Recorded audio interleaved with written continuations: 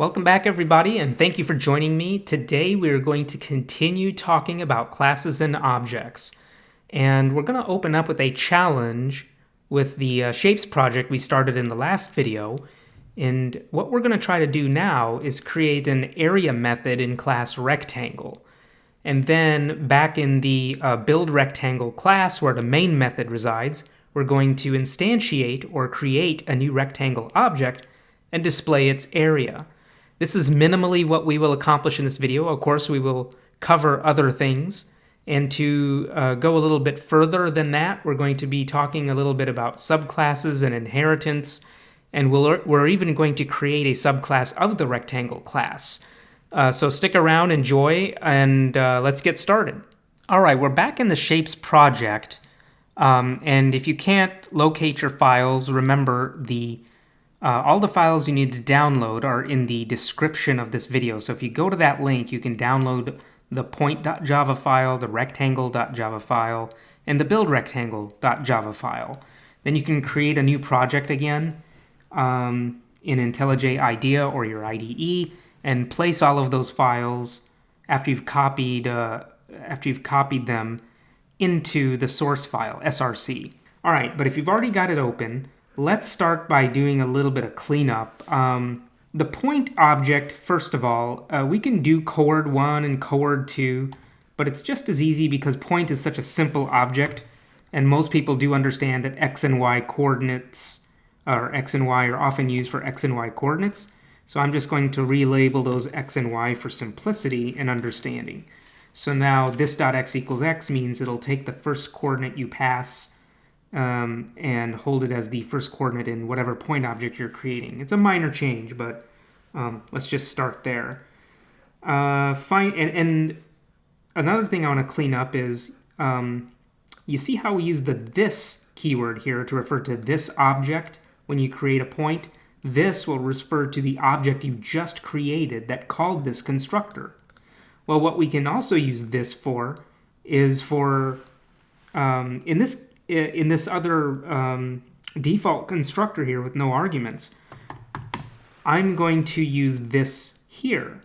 So when you call point and you don't pass any numbers to it, it's going to go to this class's other constructor, which is the one above, and pass it 0, 0. Hope that makes sense. Okay, back in the rectangle class, we can also do a little bit of cleanup here. For example, we can do the same thing as we did in the point class in using the this keyword for this default constructor or no argument constructor. Now, the challenge is to create an area method in rectangle. And how do we do that? What is the area of a rectangle? The area of a rectangle is its width times its height. And those are the terms we are going to use, so how wide it is and how tall it is. And you multiply those numbers. Well, how do we figure that out using only the top left and bottom right points available to us of the rectangle? Well, if you recall, when we create the default rectangle, we get top left point 0, 1 and bottom right point 2, 0. In other words, we get a rectangle that is 2 units wide and 1 unit tall. How can we figure out those things, how wide and how high it is, by those points, in this case 0, 1 and 2, 0? What you can do in a program is calculate it using the bottom right point's x value and subtracting the top left point's x value, as you can see here on the screen. When you do that subtraction, you're going to get 2 minus 0 in this case, and you get a width of 2, which is exactly how wide this rectangle is if you think about it. It's because it goes from x value 0 to x value 2 along the x-axis. Height is similarly calculated. What you're going to do is take the top left point's y value, which is 1 in this case, and you're going to subtract the bottom right point's y value, which is 0 in this case. So 1 minus 0 gives you 1, and that makes sense. The height goes from 0 to 1, so the height is 1. And so the area is 2 times 1. And I hope this graphic helps you understand how we're going to programmatically create an area function using the points to calculate the area. And so going back to going back to the rectangle class. So what we're going to do now is create that function to get the area of a rectangle. And I'm just going to write int because everything we're dealing with right now is integers. Of course, all of this could be done using double or some other number type, but I chose to use an integer to keep it simple and for illustration purposes. So I'm going to say int, and you can call it what you want. I'm just going to call it area. And so this will return an integer and calculate an area for a given rectangle.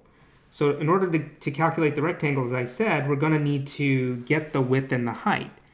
So to keep it simple, I'm going to define those two values, width and height, and then I'm going to calculate them. So width, as I discussed, is equal to this rectangle's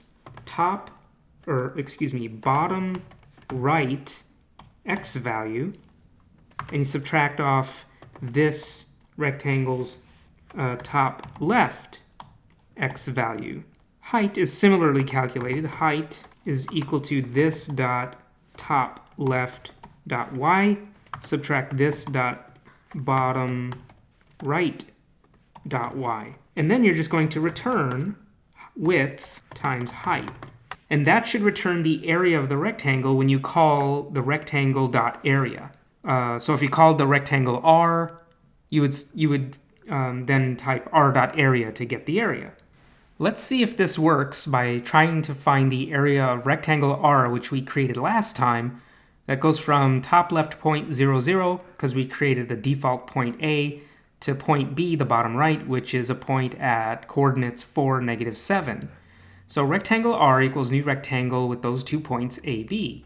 So what I want to know, after I print the rectangle information, I want to know what the area is. So I'm going to say system out print line r dot area. And I might even print a message before that saying, and we can do this in the rectangle classes. Excuse me. As a matter of fact, if we wanted to, we can go into rectangle again. And you know what? Let's leave that. Let's, just for simplicity, let's just leave it as that, and we'll do the print statement in main. So I'll say the area of rectangle R is, and then we have r dot area, and put a period. All right. So this is going to print the area of the rectangle. And if it's over 4 and down 7, I'm guessing the area is 28 for the area of rectangle R if we run this right now. All right, so I'm going to bring up the console, and there it is. The area of rectangle R is 28. We also see above that it printed R. It has a top left point of 0, 0 and a bottom left point of 4, -7.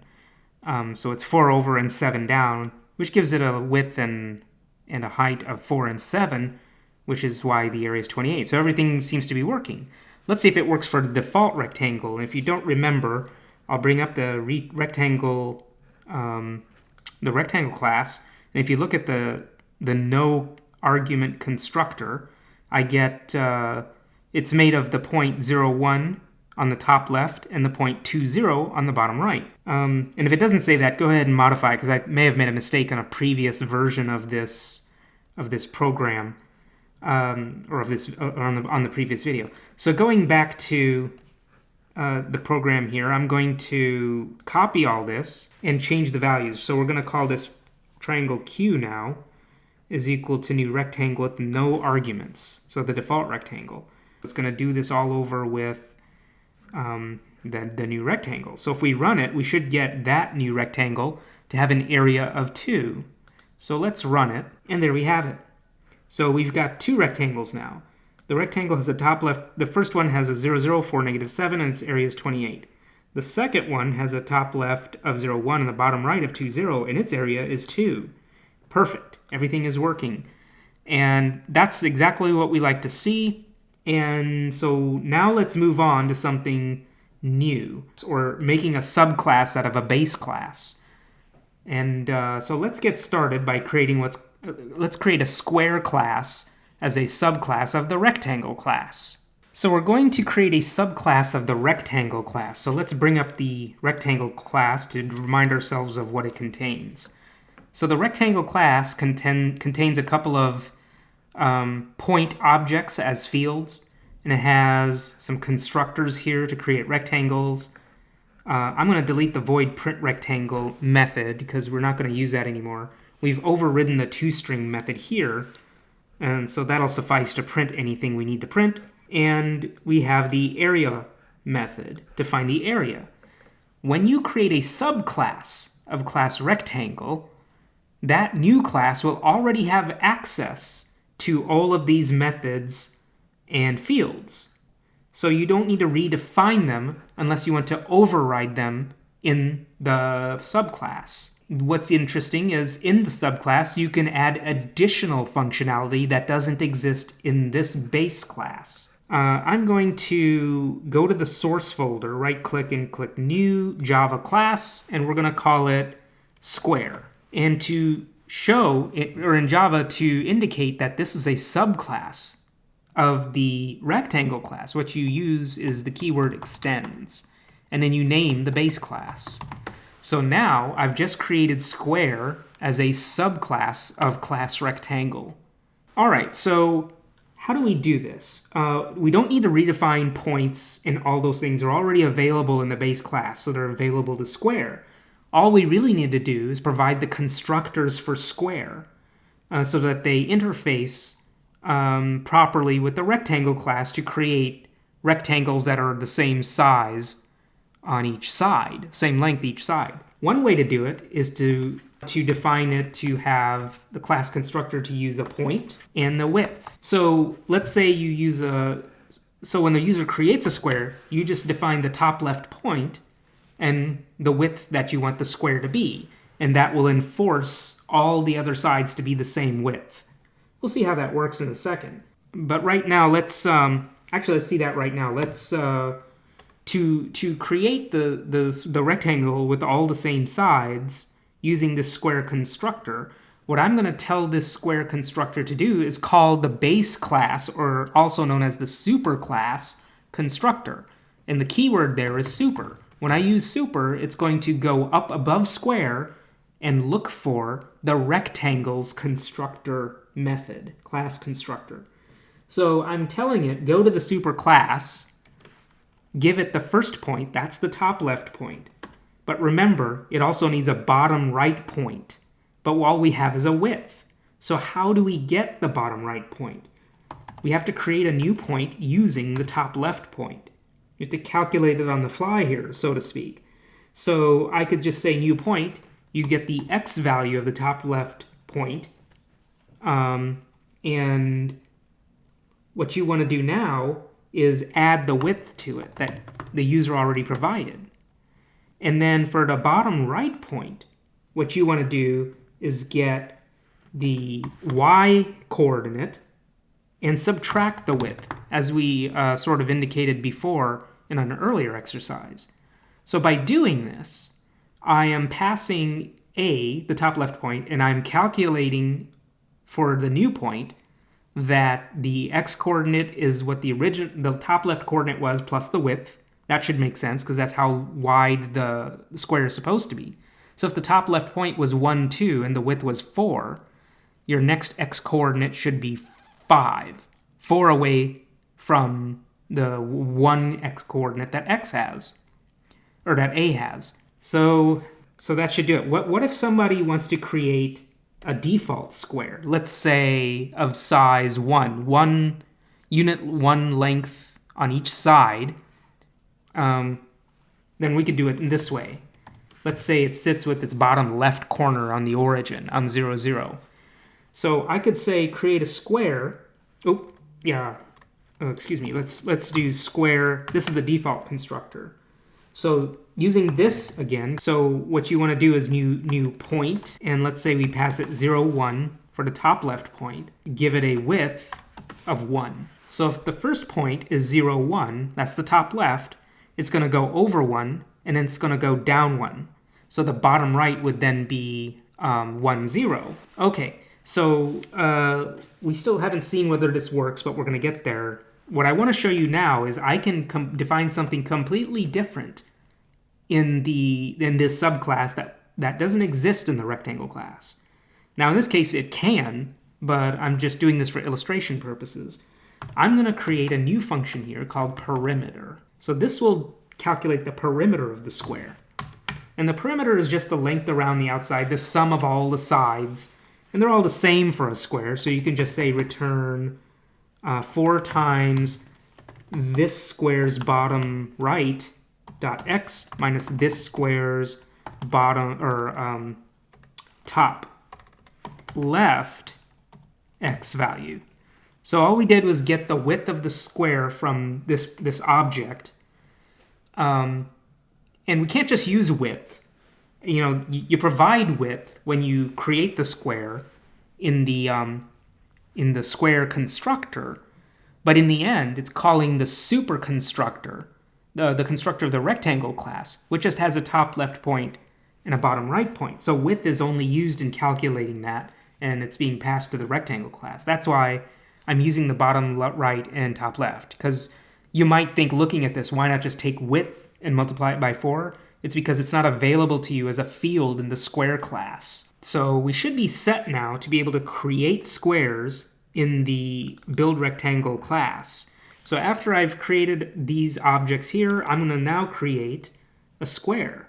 So let's do the default square first, and it should have an area of 1 because its width is only 1. Then I'm going to say system.out.println sq1. It'll reference the print method in the superclass, in the rectangle class. And then I'm going to do system.out.println sq1.area. So the perimeter should be 4, the area should be 1. Let's see what happens. And it works out. So as we had before, the previous functionality still works. But now we have this rectangle has top left point 0, 1 and bottom right point 1, 0. That's the unit square we created with the squared no argument constructor. And you can get a more sophisticated and make sure that if it is a square, that this says square instead of rectangle. We're not going to worry about it right now. But the area of square SQ1 is 1 and the perimeter is 4. So everything seems to be working, and we didn't have to do a whole lot to get this new functionality. If you look at the square class, it's pretty bare bones because it relies on the rectangle class to do the heavy lifting of creating the objects that we need. I want to do something else now to show you that we can combine data structures with these new objects we've just created, and to show you that they're just another type. So for example, I can create a rectangle array. That is an array of rectangle objects. So I'm going to say rectangle rectangles equals new rectangle. And let's say it's of size 10. And to populate this array, to put rectangles into it, just as I said for illustration, I'm going to create a bunch of rectangles I, set each rectangle's element in the array equal to a new rectangle, and we're going to say new point. So they all start at the origin, and new point, let's say twice whatever I is, and then minus 1 times whatever I is. So they're going to go 2 over and 1 down every time for every rectangle you create. So when I is 0, you're going to get a nonsense rectangle at 0 because you'll have 0, 0 to 0, 0. It'll just be a point. All right, so each ith rectangle will be calculated using this formula whenever you put I in. So now that we have that, we can read it all out, and I'm going to read it out using the enhanced for loop. So I'm going to say for rectangle, rectangle. Remember, we use the colon for this in rectangles. And then what you'll do is out.println rectangle. That'll print the rectangle using its toString method. And then after that, I want to say it has area, and then there we go. So now we have a way to print out all those rectangles so we can see if it's working. So I'm going to print the rectangle and show its area. In fact, I'm going to comment the rest of these out so that we don't get a bunch of garbage printed that we're not interested in right now. So I just want to know what happens when we print all of this array of rectangles to make sure it works. And there we have it. This rectangle has top left point 0, 0 and bottom right point 2, -1. And then the next one is 4, -2. If you'll notice, it goes each time it's one or twice as much. So for example, 2, 4, 6, 8. But this goes down by 1 each time because we're not multiplying by 2 on the y coordinate. It shows you the area each time. And it should just be if you multiply these two, take the absolute value, that should do it because they all start at 0, 0 and go over some amount x and some amount y down. And so you're getting width and height already with this point. But it's calculating correctly and it works. So we demonstrated we can create a type, and then we can even create data structures, arrays, using that type. They don't have to be int or string or things that are already defined for you by Java. So this is a really powerful concept as well. We didn't try, one thing we didn't try, and now I'm going to comment this out, and create a square using arbitrary coordinates instead of just the default square. Oops. And give it a width of 4. If it's a width of 4, the area should be 16. Let's just see if we get that. And we do. Let's try another one. Let's say system.out.println square3.perimeter. And let's see if we get the perimeter printed. And I don't want that anymore. Well, if its width is 5, its perimeter should be 20. So let's see, because 5 times 4, and we get 20. So everything seems to be working, and it was easy to think of in terms of objects because we understand what a point is, we understand what a rectangle is made of. And turns out, I mean, before starting this project, maybe you might have figured a rectangle would have to be defined by its 4 points. But it turns out, if we look at this, all you needed is the top left and the bottom right to define all of its boundaries. We even did the square without defining both points because we knew that the square, square, all the sides are the same size, so we were able to define it not with 2 points, but with just 1 point and 1 width, which made it easy to calculate what the bottom right point would be. That's, in a nutshell, what we're talking about with classes and objects. We're going to be talking a lot more about this and all the ways you can extend or make subclasses out of base classes. But for now, let's leave it here, and we'll go back and conclude and talk about what we want to discuss in the next video. Thanks for watching, and let's keep going. Well, I hope you enjoyed that video. Well done on getting this far. We looked at some very foundational concepts in object-oriented programming. We looked at the class a little bit further and how to instantiate objects, how to modify classes with new methods and capabilities. And we also talked about subclasses in this particular video. We talked about how you can take a base class and create a subclass out of it that extends the capability of the base class using the extends keyword in Java. And I know we did a lot with geometry in this video, and I want to do a quick review to make sure you're not lost if this is a little bit difficult. But what you see on the screen here is if you make a base rectangle, or in other words, a rectangle with the default constructor, you're going to get something like you see on the screen.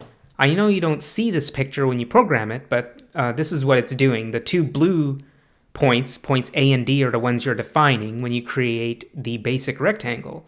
The point at coordinates 0, 1 and the point at coordinates 2, 0. And these are the points that are used to calculate width and height. And in the next slide, what you're going to see is what that looks like.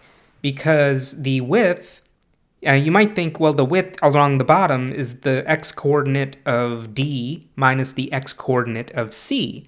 And that's true, but we don't provide C when we create the rectangle. We provide A. But as you can see, A and C are right above each other. So A has the same x-coordinate as C does. So it's the same thing. Whether you take D's coordinate x minus a C's coordinate x, or you take D's coordinate x, subtract A's coordinate x, it's the same thing. But you use what's given to get what you need to get. In this case, you're given points A and D, and in order to get the width, you subtract their x values, because those are what's given. Same thing with height. You use A's y value and D's y value. You leave B alone, because point B doesn't factor into the definition of a rectangle, the way we've defined it. Once you have those, area is just the width times the height.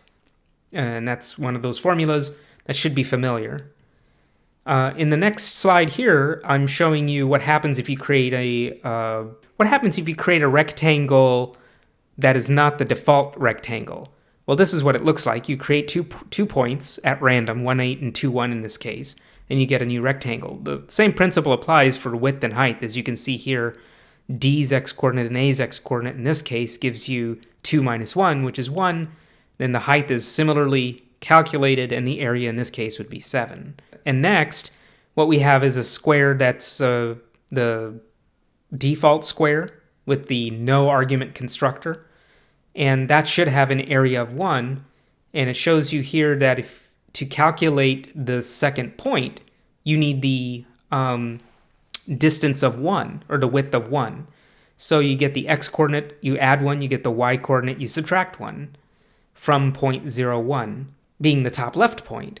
And then you just call the superconstructor and pass those 2 points, and you get the rectangle of size 1 on each side. In other words, a square. And to show you that it would work no matter what the coordinates are, positive or negative, this illustrates what happens when you have a new point at negative 2 being the top left point, and then you try to make a square out of that with a width of 4.